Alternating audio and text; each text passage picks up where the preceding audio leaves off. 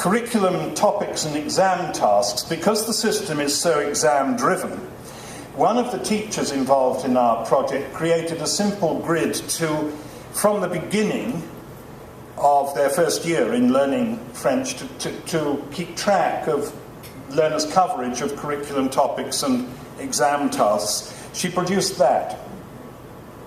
See, 1 through 8, those are things that come up as topics in the junior certificate exam. And across the top was her analysis of the kinds of things they had to be able to do in order to cope okay with the exam. So this was an intermediate type of instrument between the checklist in the portfolio and the grim reality of our exam-driven system. This is filled in by one particular learner, though of course the colleague who created this grid herself made the smiley or sad or neutral faces. What this teacher did was to, from the very beginning, devise learning projects that were based on these curriculum topics and communicative skills, but put a lot of emphasis on writing, on using writing to support speaking, and using speaking, however primitive, to generate written text. Because one of the things that I've pondered a lot about is the way in which we use writing to support speaking, and we speak in order to write. We don't do enough of that early enough in most L2 classrooms, I think, and this was the beginnings of how it was going. I said and this is transcribed from the portfolios of a couple of girls called Tracy and Louise. You can situate their dates of birth from those choices of first name. So there's a page that says, what's my next target? How well did I achieve it? What have I learnt? Tracy writes, learn the verb faire et les expressions avec faire, e.g. je fais les courses. They were being encouraged to try to write this in French, and you can see it was bits of French and bits of English.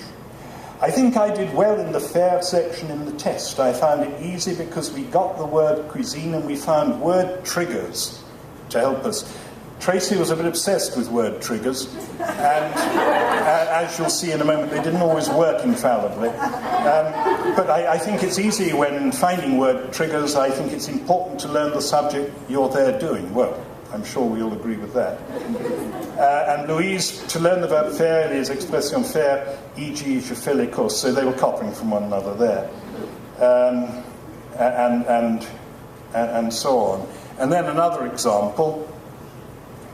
Our target is the days, months and seasons, writes Tracy. Louise is a bit more ambitious, les jours, les mois, unfortunately, les saisons. I feel it was very easy because they sounded the same as the English. Always slightly puzzling to me, but there you are.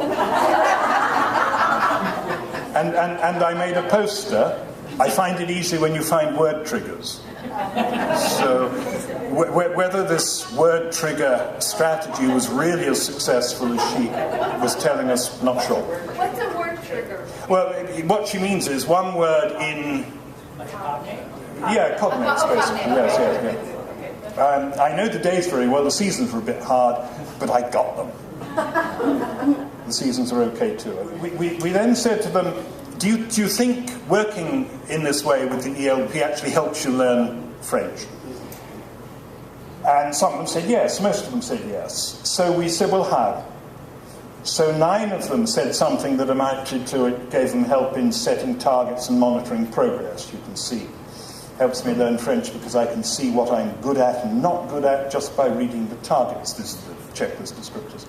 The blue sheet, that outline curriculum, allows you to keep a record of your progress. 8 of them thought it helped them record work from which to revise, because you record and keep all your work. I learned through the activities. Helps us because we draw pictures and write essays on French verbs and French items, which help us to remember them. It's fun, motivating. I find it useful because when I was working on the drawings and pictures at the back, I was learning French when having fun. It's not the textbook. But that was a theme that came recurrently from a minority of students. It helps me to learn French, as some people don't work 100% when working with the book all the time, so the ELP will be different and make you speak French more. So that was all encouraging. We didn't feel we could put in our final report the following, that this wasn't a higher ability level group, and one boy was suspended from school for 2 weeks for swearing at the teacher or whatever it might have been.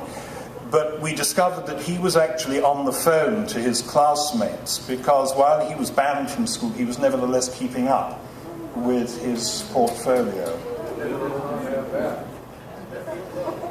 And they seemed particularly interested in setting targets. So why is it a good idea to set your own targets?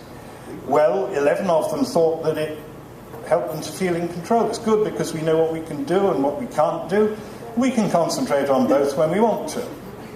Things get done and I don't get sloppy. That was something that came through quite a lot when we talked to these kids, that they had the sense that if they were required to do these things, they could discipline themselves. The teacher doesn't know what we want to do, so it's our job to tell her.